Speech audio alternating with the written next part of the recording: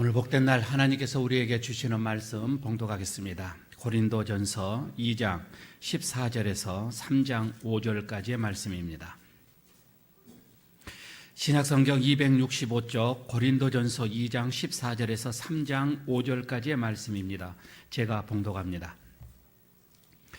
육에 속한 사람은 하나님의 성령의 일들을 받지 아니하나니 이는 그것들이 그에게는 어리석게 보임이요 또 그는 그것들을 알 수도 없나니 그러한 일은 영적으로 분별되기 때문이라.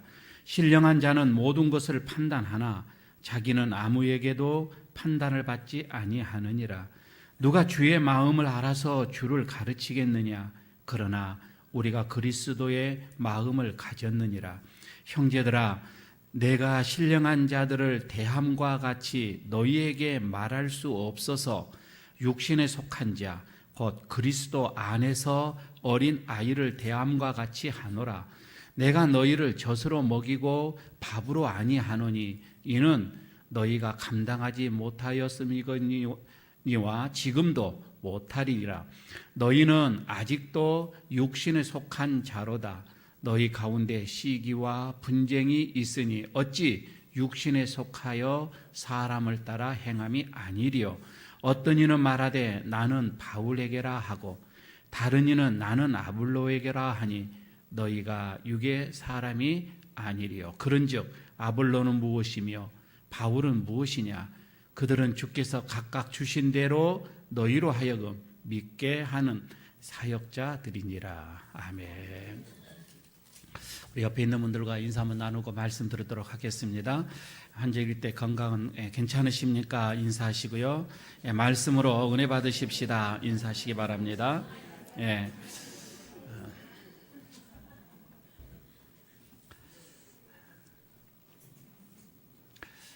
또 나이 드신 우리 어르신네들 이 환절기 때에 또 많은 건강에 좀 신경을 좀 써주셨으면 좋겠습니다. 너무 일기차가 많이 심하기 때문에 자칫 잘못하면 또 감기에 또 이렇게 걸릴 수도 있습니다. 건강하시고요. 제가 늘 여러분들에게 이 말씀드리는 것 중에 하나가 참 이 사람은 완벽한 사람이 없다라고 하는 것입니다. 그렇게 생각을 한다면 교회 안에서도 우리 성도들도 완벽하지가 않기 때문에 교회 또한 완벽한 교회가 없다는 말씀이 되겠지요. 이것을 다시 환원해서 말씀드리면 문제가 없는 교회가 없다라고도 또 이렇게 말을 할 수도 있겠습니다. 그렇지만 이제는 교회가 조금 부족하지만은 좀 문제도 있지만은 또 완벽하지는 않지만은 그런 문제들을 통하여서 끊임없이 변화되어져 가려고 하는 교회, 그리고 성도들은 이 성숙해져 가려고 하는 성숙으로 변화되어져 가는 이게 진짜 교회가 아니겠는가라고 생각을 해봅니다. 그런가니 이 바울이 부름을 받는 자들의 모임이라고 하는 것을 교회라고 말씀을 했습니다. 그래서 교회의 이 문제점들을 너무 부름을 받는 자들이 허물이 많다 보니까 이게 이 교회들을 그 문제점들을 하나씩 이게 지적을 합니다.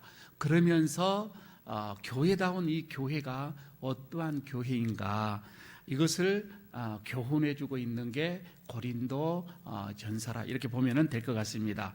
그래서 이제 1장에서는 뭐라고 얘기를 하냐면 고린도 1장에서는 십자가의 도라고 하는 것으로 주제를 삼아서 쭉 얘기를 하고 있습니다. 1장 18절에서부터 그렇게 나오죠. 십자가의 도가 멸망하는 자들에게는 미련하게 이게 보인다고 하는 것이지요. 그렇지만 구원을 받은 우리에게는 이것은 십자가의 도는 하나님의 능력이라 이렇게 말씀을 하잖아요. 이 말씀이 아무리 지혜로운 사람이다 해도 아무리 선비라 해도 변론에 능한 변사라 해도 변호사다 해도 이런 십자가의 도가 없으면 아무런 소용이 없다라고 이렇게 말씀을 하고 있는 것이지요. 이 사실과 함께 교회와 이 십자가의 관계를 이제 분명히 합니다. 그리고 나서 고린도 교회의 이 문제점을 하나씩 이렇게 풀어가는 것을 보게 되어지지요. 바울이 그렇습니다. 무엇보다도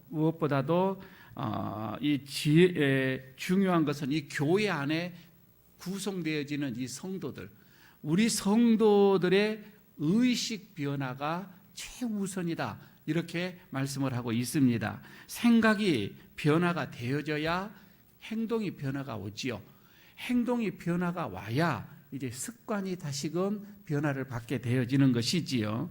이렇게 하면서 이런 습관, 우리들의 행동, 우리들의 이런 삶을 말하죠. 이런 삶들이 계속해서 이 변화되어져 가는 이 모습이 되어져야 되는데, 가만히 여러분 인류를 한번 보시기를 바랍니다. 이 인류의 이 변하는 이 속도가 우리가 생각하는 것보다 너무 빠릅니다. 그러니까 우리 창조 과학에서 말하는 6,000년이라고 한다고 합시다. 이 인류는 6,000년. 그러나 과학에서 말하는 몇 억만 년이라고 이렇게 이렇게 되든 저렇게 되든 지금으로부터 한 500년 동안 변화되었던 이 지구상의 이 변화의 이 속도가 그 전에 수천 년에 변화되는 것보다 훨씬 빨리 변화가 됐다고 하는 거예요. 이거를 다르게 말하면 이제 앞으로는 더 빨리 변화가 온다고 하는 거예요. 우리들의 생각보다는 생각할 수도 없는 속도로 이 세상은 변화의 속도를 이렇게 속도를 내면서 변화되어 갈 것입니다. 그러면은 여러분, 우리가 이렇게 이 세상은 빨리 변화되어 가고 있는데 우리의 이랬던 변화의 속도가 이렇게 멈춰 있다면은 그 옛날에 우리가 가지고 있던 생각들, 그 옛날에 우리가 배웠던 우리의 어떤 지식들, 이것 가지고 이 세상은 우리는 살아갈 수가 없는 것이지요. 무엇보다도 저는 여기에서 이런 교회도 마찬가지라고 봐집니다. 그럼 우리 교회가 참 지금 보면은 얼마나 많이 변화된 모습 속에서 예배를 우리가 드립니까? 처음 우리 기독교가 이 땅에 들어왔을 때의 예배 드리는 모습하고 지금의 모습은 상상할 수도 없이 변화되어져 왔습니다. 그러면 앞으로도 또 변화되어져 간다고 하는 거예요. 이 변화는 어쩔 수가 없는 것입니다. 여러분, 이 교회라고 이 모습이 자꾸 우리는 이제 성경에서도 바울이 계속 얘기를 하죠. 성숙한 교회가 어떤 교회냐? 신령한 교회라고 하는 것이 어떠한 교회냐? 하나님이 정말 기뻐하는 교회가 어떠한 교회냐? 우리는 지나가면서 교회의 어떤 이런 건물들을 봅니다. 참 아름다운 교회들이 있죠. 그러면 참 이 교회 참 좋다. 여러분, 우리가 이렇게 생각을 해야 되고 이 교회 다니면 참 행복하겠다, 이렇게 생각을 해야 할 것인가? 교회 안에 구성원들을 보게 되면 사회적으로 영향력을 끼치는 사람들이 많이 있습니다. 성도 중에서도 사회적으로 대단한 이름이 있는 명사들이 많이 있지요. 이런 사람들이 많이 있게 되자면, 이 교회는 참 좋다, 괜찮은 교회다, 수준 높은 있는 교회다 라고 여러분 우리가 생각을 해야 할 것인가? 바울은 얘기합니다. 성숙한 성도들이 모여있는 교회가 성숙한 교회라고 하는 겁니다. 신령한 성도들이 모여있는 교회가, 그 교회는 신령한 교회라고 합니다. 기도하는 성도들이 많이 모여있는 교회가, 그 교회는 기도하는 교회입니다. 성도들입니다. 여러분, 우리가 교회 이렇게 얘기를 하죠. 여러분, 이 교회라고 했을 때는 우리들의 삶을 말하는 거예요. 우리들의 삶이 어떠한 평가를 받느냐, 그 기준에 따라서 그 교회가 주어지는 것입니다. 저는 이렇게 한번 생각을 해봐요. 우리 에일교회라고 했을 때에 여러분들이 밖에 나가서 저는 에일교회를 다닙니다 라고 얘기를 할 거예요. 에일교회에서 신앙생활을 합니다 라고 할 때에 다른 사람, 에일교회가 어떤 교회입니까? 라고 물어봤을 때에 여러분, 에일교회를 어떻게 표현하겠습니까? 아니, 다른 사람들이 에일교회는 이런 교회다 라고 말하는 것이 더 정확할 거예요. 우리가 말하는 것보다.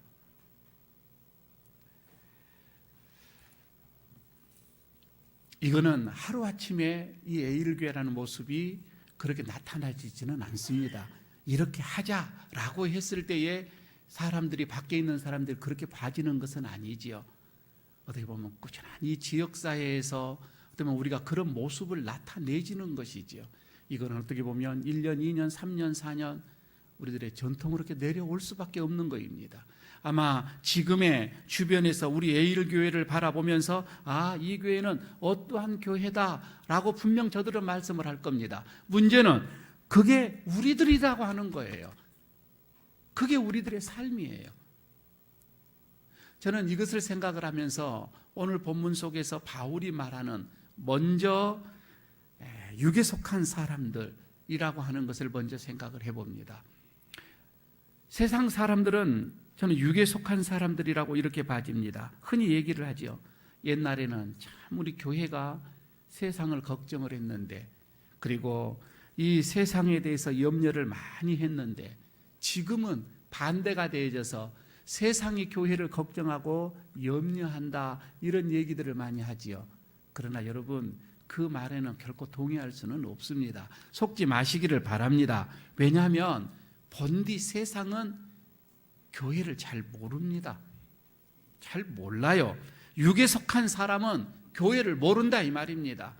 그게 제 말이 아니라 오늘 바울이 성경에서 말씀하고 있는 말이에요. 14절에 그 말씀을 강조하고 있습니다. 14절에 보게 되면 육에 속한 사람은 하나님의 성령의 일들을 받지 아니하나니 이는 그들이 그에게는 어리석게 보임이요 또 그는 그것들을 알 수도 없나니 그러한 일은 영적으로 분별되기 때문이라 라고 이렇게 말씀을 하잖아요. 그러니까 이 사람들은 하나님의 이 성령의 일들을 받지 아니하는 사람들이기 때문에 성령의 일들을 알지 못합니다. 성령이 하는 일들을 알 수도 없습니다. 오히려 이런 신령한 일을 하게 되어지는 것에 대해서 어리석게 그들의 눈에는 보일 수밖에 없는 것이지요. 사실 여러분, 믿는 사람이, 물론 우리도 저 사람들에게 전혀 그런 사람의 말을 듣지 말라, 그런 뜻은 아닙니다. 믿지 않는 사람들에게도 배워야 할 것들이 얼마나 많이 있습니까? 전혀 그들의 말을 우리가 귀담아 듣지 말라, 그런 얘기가 아니라 세상 사람들은 성령의 일을 모른다, 이 말입니다. 교회를 이끌어 가시는 성령의 그 역사를 세상 사람들은 본디 이해할 수가 없다라고 하는 겁니다. 그래서 오늘 본문에서 그 14절에서 표현하기를 뭐라고 합니까? 알 수도 없나니 라고 얘기합니다. 알 수도 없다라고 얘기를 하잖아요. 사실 생각해 봐요. 이 십자가의 이 복음이라고 하는 거예요. 십자가에서 예수님이 죽으신 이 복음, 여러분, 이런 것들은 우리 신령한 사람들에게, 우리 영적인 사람들에게는, 여러분, 이거는 우리에게는 감사예요. 그리고 우리는 기쁨이에요. 우리에게는 감격이다, 이 말이에요. 이런 감격의 대상이지만은 저 사람들에게는 그런 십자가의 어떤 복음, 이런 것은 굉장히 냉소적으로 그들은 대할 수밖에 없는 거죠. 그게 뭐냐고 하는 거예요. 신령한 하나님의 일을 어리석게 보고 있는 한, 하나님의 일을 아무것도 아니라고 생각하고 있는 한, 여러분, 우리가 성령을 체험하고 그리고 이 구원의 기쁨으로 우리는 헌신하고 섬기고 어떤 천국의 어떤 그런 기쁨으로 살아가는 그런 삶을 사는 여러분, 우리들의 삶을 그들은 이해할 수가 없다, 이 말입니다. 그거에 대해서는 너무 우리가 귀를 기울일 필요는 없는 거예요. 사울이었던 바울이 보십시오. 바울이 성령으로 인해서 그런 변화를 받았어요. 성령의 어떤 큰 능력을 그가 실제 체험을 하고서는 완벽하게 그는 변화를 받았다는 거이죠. 그런데 그 변화를 받아서 그는 말할 수 없는 새로운 삶을 사는데도 주변 사람은 그걸 몰라요. 이해할 수도 없는 것이지요. 바울이 그런 천국에 대한 그런 신비한 하나님의 그런 들을 수없이 그 진리들을 이제 가르침에도 불구하고 깨달을 수도 없고, 그런 사역자를, 나는 그 사역자를 그들은 알아보지도 못하더라, 이 말입니다. 이게 육에 속한 사람들의 특징입니다. 문제는 두 번째로 얘기를 합니다. 바울이, 그러나 이 영에 속한 사람들에 대해서 바울이 이제 얘기를 합니다. 자, 이 영에 속한 사람들, 이 영에 속한 이 신령한 성도이기 때문에 육에 속한 사람들의 생각이 얼마나 위험한가에 대해서 이제 말씀을 하고 있는 것이지요. 하나님께서 이 하나님께 속한 사람들은 사실 신령한 일을 도모합니다. 생각을 한다고 하는 거이지요. 누가 주님의 마음을 알겠냐마는, 그러나 그리스도의 마음을 가진 자들은 안다 이 말입니다. 이러한 사람들을 우리는 성경에서 뭐라고 얘기하냐면 거룩한 성도라 이렇게 얘기를 하지요. 신령한 사람들이라고 하는 겁니다. 이것을 이제 오늘 15절, 16절에서 말씀을 해주고 있습니다. 한번 보시기를 바랍니다.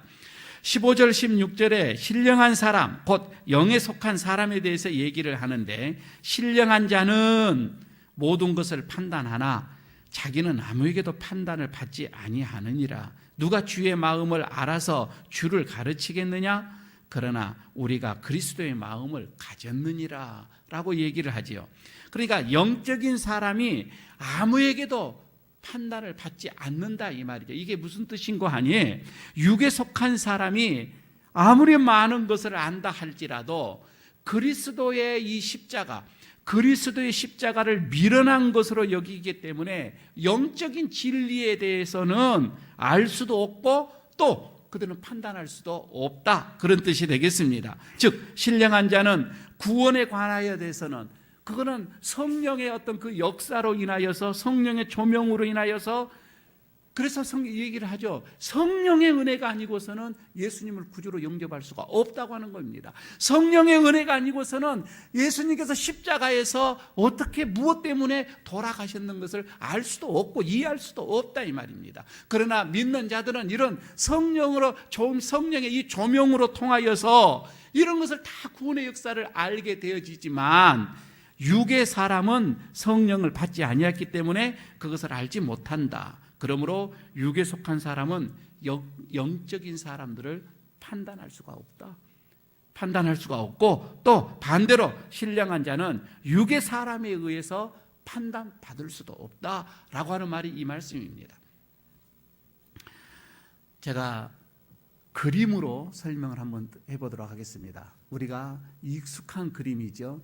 이거는 물론 대학 선교회에서 하는 그 사형리의 이 전도지에서 나와 있는 이 그림이죠. 동그란 것은 마음으로 보면 되겠습니다. 마음으로 보게 되고, 그 마음의 안에, 우리 마음 안에 의자가 있고요. 그 의자에 내가 앉아 있고 예수님은 내 마음의 밖에 있는 것은 육에 속한 사람이라. 그리고 마음의 의자에 예수님이 있고 나는 거기에 내려와 있는 사람은 영에 속한 사람이라. 이거를 좀 더 우리들의 눈에 익힌 그림으로 다시 한번 보도록 하겠습니다. 우리가 흔히 보는 이제 그 양육을 받을 때나 이제 이런 것들을 많이 보게 되어지죠. 육에 속한 사람, 영에 속한 사람. 그래서 내 마음의 중심에 누가 있느냐 이거이지요.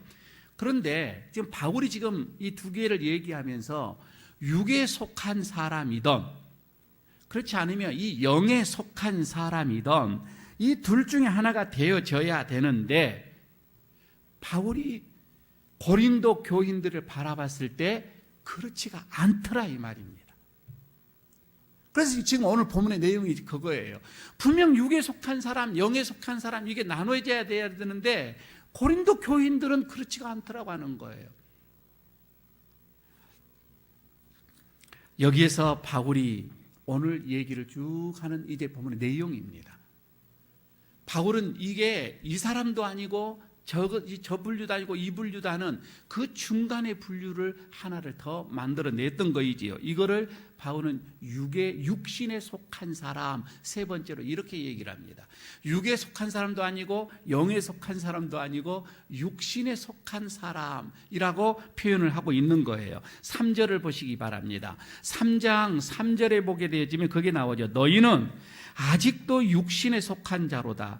너희 가운데 시기와 분쟁이 있으니 어찌 육신에 속하여 사람을 따라 행함이 아니리요라고 여기서 말씀을 하지요.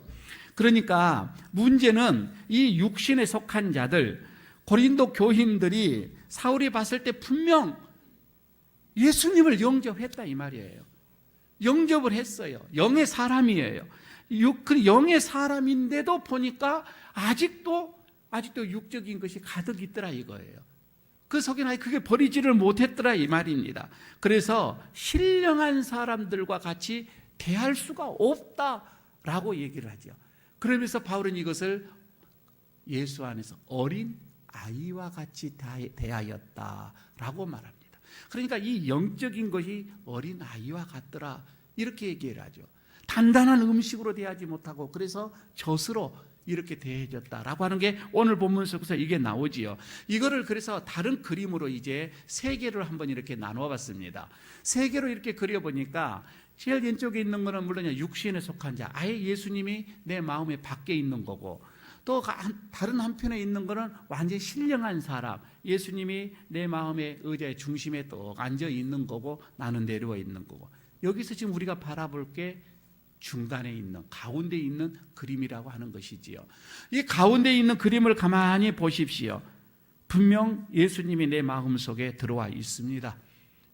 예수님을 내가 모셨다 이 말입니다. 예수님을 내가 믿는다 이 말입니다. 그런데도 아직도 그 예수님이, 그 하나님이 내 마음의 보좌에, 내 마음의 중심에 앉아있지를 못하더라 이 말입니다. 그래서 내가 주인이에요. 예수님을 내가 모셨지만, 예수님을 내가 따르지만 여전히 내가 주인이에요. 나는 내가 주인이고 예수님은 그냥 마음 한 컷에 그냥 있는 것이죠.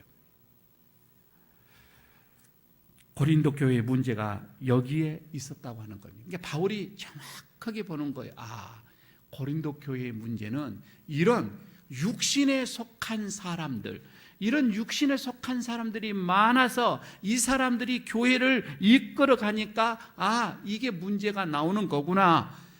무슨 문제가 나왔느냐? 계속 이제 바울이 얘기를 합니다. 바울파다, 누구는 게바파다, 누구는 그리스도파다, 누구는 아볼로파다, 다 파당을 이렇게 지어서 분쟁을 일으키더라 이 말입니다. 하나님의 어떤 일을 맡은 자들로 통하여서 그들이 충성을 해야 함에도 불구하고 전부 다 자기의 자신을 내더라 이 말입니다. 자기 자신을 우선적으로 세우더라고 하는 것입니다. 아니요, 이것만 보면 이제 고린도 전서가 전체가 이런 것들로 나옵니다. 그러면서 계속 그 뒤에서부터 나오는데 5장에서는 아주 음행을 일삼으며 6장에서는 믿는 자들끼리 세상에다가 아주 세상의 법정에다가 고발을 하게 되어지고 7장에 가서는 부부의 관계를 소홀히 하게 되어지고 8장에 가서는 우상의 재물을 아주 탐하게 되어지고, 그리고 9장에 가서는 형제를 괴롭히고 시비하고 12장에 가서는 자기에게 주어지는 하나님의 그 은사들을 자랑하게 되어지고 15장에 가서는 부활에 대한 것을 믿지도 아니하고, 이런 것들을 쭉 고린도전서 이제 전체에 대해서 그 고린도 교회의 문제들을 하나씩 다 내놓고 있는 것이죠. 이러면서 교회의 참 모습을 이제 바울이 말하는 것. 무엇보다도 더 큰 문제는 이러한 문제점을 지적을 하니까 육에 속한 사람들이 바울을 믿지를 않습니다. 그 말을 받아들이지를 않는 거예요. 그래서 바울을 공격을 하기 시작을 합니다. 네가 사도냐? 네가 무슨 자격으로 우리를 가르치느냐? 라면서 계속 바울을 공격을 하지요. 그때 당시에 이 고린도라고 하는 이 도시는 아주 번화한 항구 도시입니다. 근데 거기에 이 유대인들의 바리새파 이 유대인들이 많이 거기에 생활을 했었고요. 근데 그들이 바울에 대해서 너무 잘 알거든요. 바울이 옛날에 거의 바리새파들이었기 때문에 이 바리새파였던 이 바울의 옛 모습을 너무 잘 알고 있었어요. 그래서 바울이 옛날에 어떻게 교회를 핍박하고 있었던 거 그들은 다 알고 있었던 거이죠. 그러면서 그들은 바울을 인정을 하지를 않았습니다. 바울이 성령으로 통하여서 변화를 받고 얼마나 그가 새로운 사람이었습니까? 완벽하게 그는 새롭게 변화돼서 착한 사람이죠. 얼마나 선한 사람이었습니까? 자신이 받았던 하나님의 그 은혜, 자신이 가지고 있었던 어떤 그런 하나님으로부터 주어지는 그런 지적인, 안 그러면 어떤 기독교에 대한 이것들 정립을 당한 거예요. 그래서 이것들을 계속 가르치고자 했는데 이것을 그들은 받아들이지를 않았던 것입니다. 원망하고 욕하고 대들고 부인하는 그런 고린도 교회의 이 교인들을 향하여서 나는 과거가 이랬다.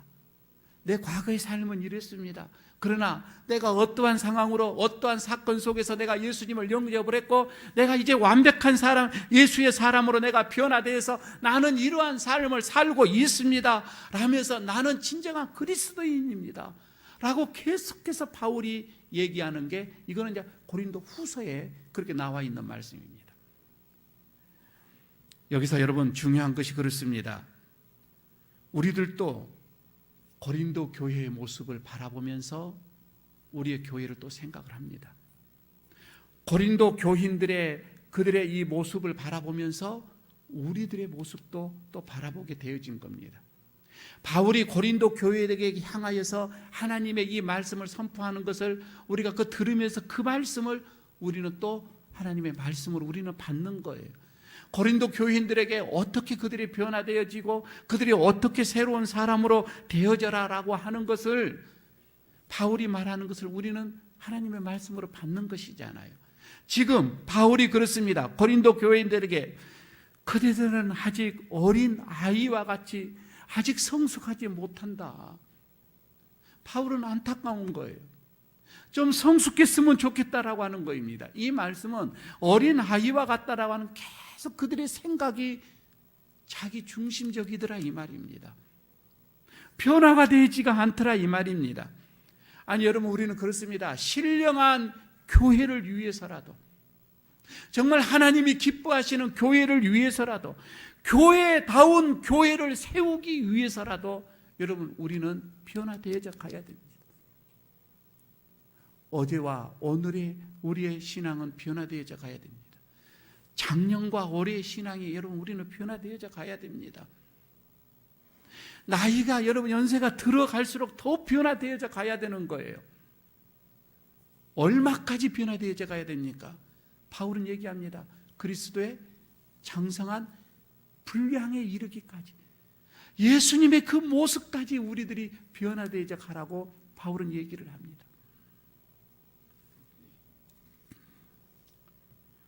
오늘 고린도 교회에 말씀하시는 것을 우리를 바라보면서 육에 속한, 아니 육신에 속한 우리들의 모습이 신령한 성도로 변화되기 위해서 오늘 우리는 다시금 말씀을 받습니다. 그리고 주의 음성을 듣습니다. 내 안에 시기와 분쟁과 당짓는 것과 또한 고린도전서에서 말씀하는 그 많은 문제들, 여러분 이런 것들이 내 안에는, 또 우리 교회는 이것이 없도록 우리는 부단히 노력을 하고 개혁해 가야 할 것입니다. 내 자신부터 여러분 우리가 개혁해 가져야 이제 다시 거룩한 교회가 세상 속으로 다시 들어가야 될 때가 되지 않았겠습니까? 오늘 이 말씀으로 다시 여러분 우리가 영적인 양식으로 삼고서 신령한 사람으로 거듭나는 그런 복된 주일 되시기를 바라겠습니다. 아버지 하나님, 오늘 주님께서 바울로 통하여서 고린도 교회에게 주시는 말씀을 우리가 받습니다. 참으로 육신에 속한 자들, 그래서 아직 신령한 교회를 이루지 못한 그 고린도 교회를 바라보면서 하나님, 우리의 일교회도 정말 신령한 교회, 성숙한 교회가 되어지기 위하여 부단히 오늘도 우리가 또한 내 자신부터 변화되어져 가며 주의 말씀에 내 자신을 치며 내 마음의 중심에 주님 모시며 주님 뜻대로 살아가기를 또 다짐하고 오늘도 우리가 돌아갑니다. 하나님, 우리들의 모든 삶 속에 주의 변화가 온전하게 이루어져가 내 삶 속에서 주님의 그 모습을 나타나게 하게 하옵소서. 예수님 이름으로 기도드리옵나이다. 아멘.